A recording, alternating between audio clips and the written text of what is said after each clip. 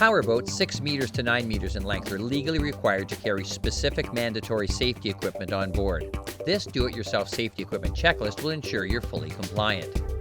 One Canadian-approved personal flotation device or life jacket of appropriate size for each person must be carried on board. Check the label to ensure it's approved by either Transport Canada, the Canadian Coast Guard, or Fisheries and Oceans Canada. Inspect each one regularly for damage such as tears, broken zippers or buckles, and if damaged, replace immediately, as a damaged PFD or life jacket is not considered approved. Finally, to be legal, a PFD or life jacket must be readily accessible. The best idea is to just wear it. A buoyant heaving line that's at least 15 meters in length is required, or a Transport Canada approved life buoy attached to a buoyant heaving line that's at least 15 meters in length. A watertight flashlight that's operational. It's also a good idea to carry spare batteries in a watertight container. 6 flares of types A, B, or C.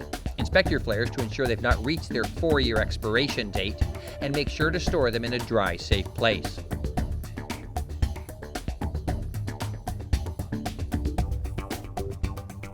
A sound signaling device or appliance as a means to signal for assistance must be carried aboard.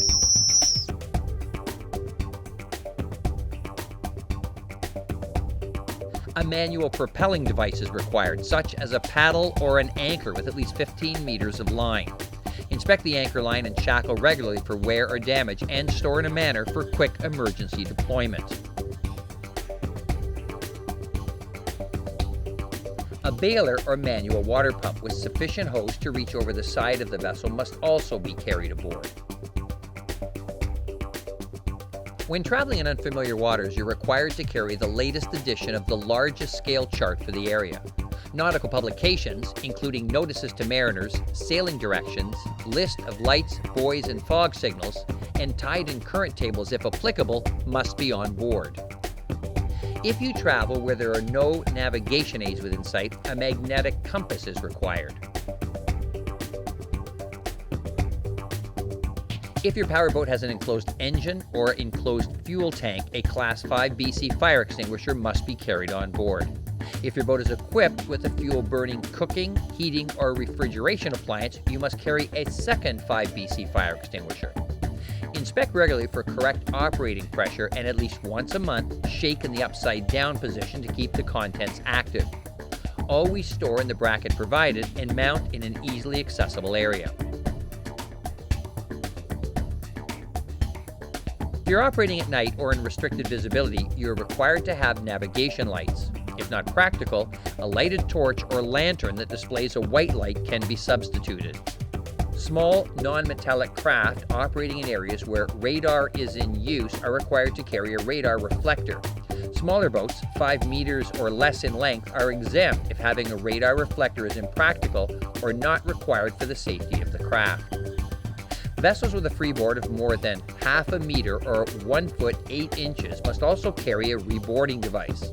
This can be a transom or swim platform ladder, or a ladder that easily stows on board. All operators of recreational pleasure craft are responsible for compliance with Canada's boating regulations. Taking the time to perform your own pre-departure safety check will ensure you have the required equipment on board. If you'd like a free recreational vessel courtesy check, contact your local Canadian Power and Sail Squadrons.